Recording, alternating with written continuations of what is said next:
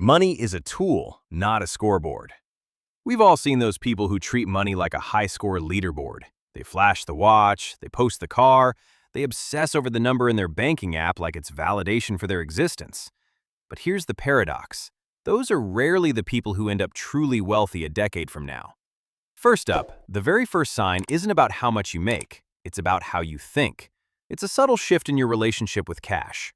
You stop seeing it as a reward for your suffering and start seeing it as a tool, a resource for leverage, a seed, not a trophy. You start asking, what can this money do for me? Instead of, what does this money say about me? If you already view your paycheck not as a destination, but as fuel for the next asset, that's sign number one you're on the right track. Comfort with boredom. Look around. Everyone is chasing the dopamine hit.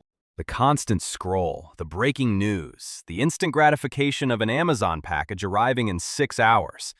But the second big sign? It's your willingness to be bored. Literally. You'll find the ultra-wealthy in 10 years aren't the ones who are the most entertained. They're the ones who can sit in silence and stare at a spreadsheet for 2 hours without checking their phone. Boredom is where deep thinking happens. It's where you spot inefficiencies in the market. It's where you realize that your side hustle can be automated.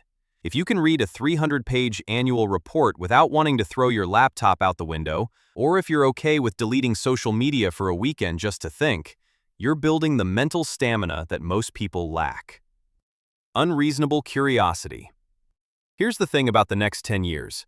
The rules are going to change. AI is going to rewrite entire industries, and the people who get left behind are the ones who say, that's not my job. But if you have that unreasonable curiosity, that itch to click on the article about quantum computing even though you don't understand it, or that desire to tinker with a new software tool just to see how it breaks, that's sign 3. You're not just collecting information, you're connecting dots.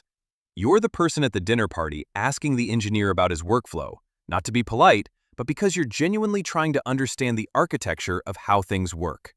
This curiosity is a compounding asset. It makes you adaptable, and in a decade, adaptability is going to be worth more than a college degree. The Art of Inaction. This is going to sound counterintuitive, but sign number 4 is knowing when to do absolutely nothing. I'm not talking about laziness, I'm talking about strategic patience. Most people suffer from shiny object syndrome. They hear about crypto, they buy crypto. They hear about real estate, they panic buy a duplex. But the future millionaire, they watch, they wait. They have the emotional control to sit on a pile of cash and do nothing with it for 6 months until the right opportunity presents itself. Think of it like poker. The amateurs play every hand. The pros fold 80% of the time. If you can stomach the FOMO and wait for the fat pitch, the deal that makes mathematical sense, not just emotional sense, you have a huge advantage. The buy back your time mindset. Walk into your kitchen. Are you spending an hour chopping vegetables? Or are you standing in line at the post office to save $3 on shipping? Sign 5 is the moment you start optimizing for time, not for cost. You start assigning a dollar value to your hour. You realize that if you make $50 an hour, it is financially stupid to spend 2 hours fixing your own sink. You hire the plumber, you buy the pre-chopped garlic, you automate your bills. It's a mindset shift from, I can do it myself to save money, to, I can delegate this to buy back my creativity.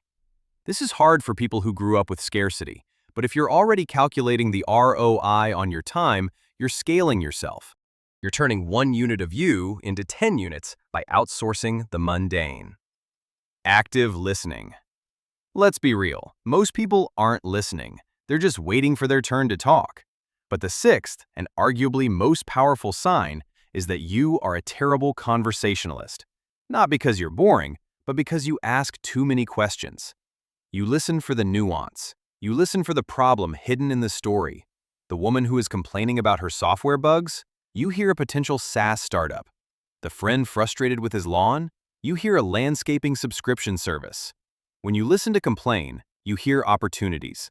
If you find yourself actively dissecting what people say to find friction points, you aren't just a nice person. You are a pattern recognition machine. And pattern recognition is the engine of wealth creation. So, look at that list. Notice how none of it says win the lottery or get a trust fund.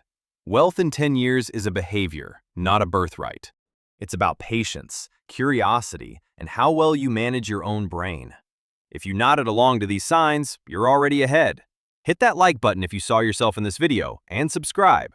Thanks for watching.